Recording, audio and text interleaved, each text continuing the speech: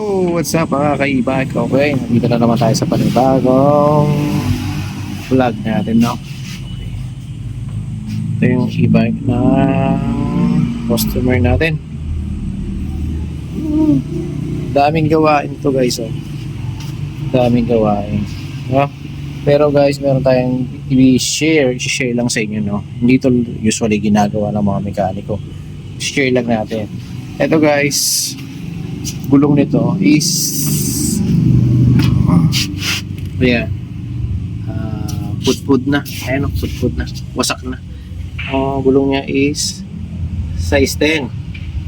Ngayon, meron tayo pinapakabit sa atin na size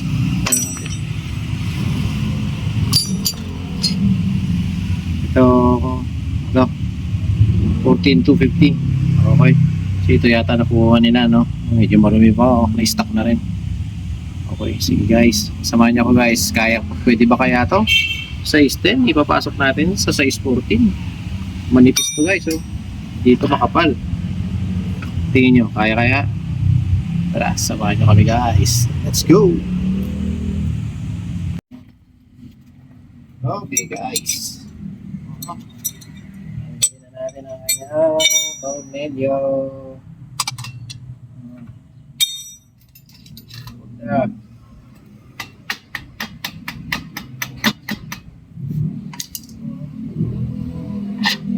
Ano yung tornilyo?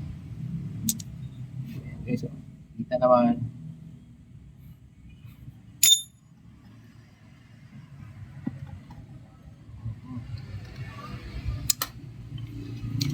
Guys, ulitin ko, size 10 to ha, size 10. Papalit natin is size 14. Mas maliit. Kasya kaya? Kasya guys, no?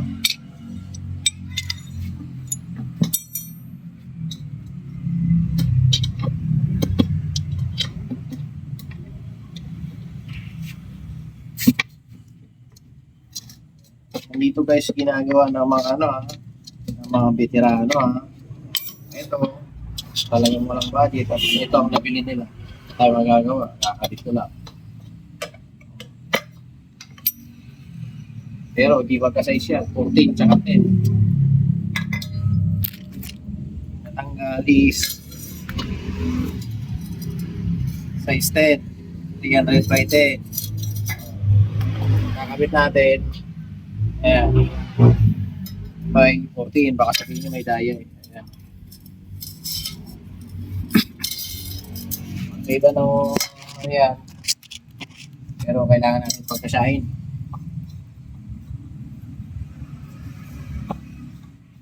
Kasi yan ang sa atin ang customer.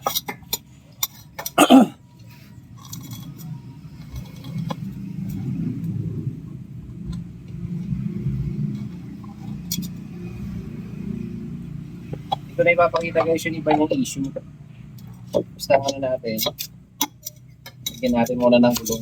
Kasi ito yung concern na ito yung vlog ko eh. Dito sa iba niyang concern.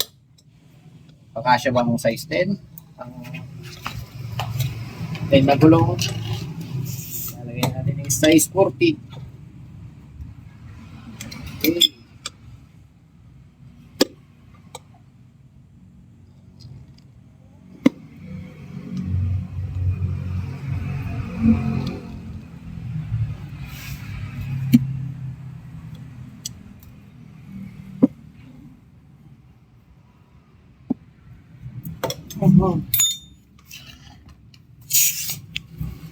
Guys,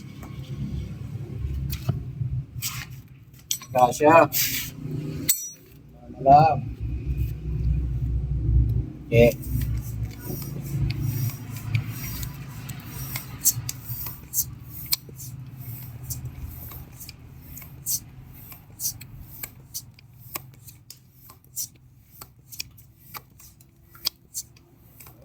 Pinagumbahan ka siya, pinagumbahan.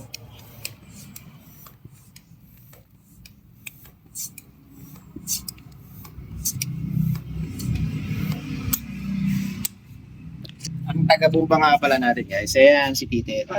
Ayan si Titit. Shoutout sa mga katitit dyan. Okay. Eto guys, ayun o. Kasya siya. Walang putol yun guys ha. Kita natin. So na. Ayan o. Size 14.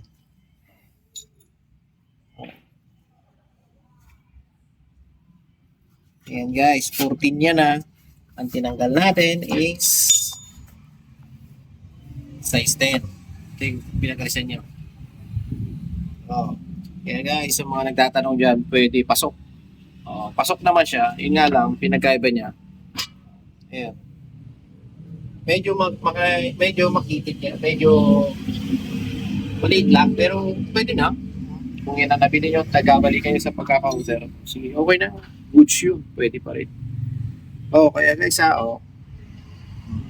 Tama yung binili natin. Ay, tama yung nilagay natin. Nagkasya ang size 10. Ay, size 14 na gulong sa size 10 na rin. Okay. Kakabit na lang natin ito guys. Pwede mag-ugas. Ayun, hinugasan muna natin yung gulong dyan.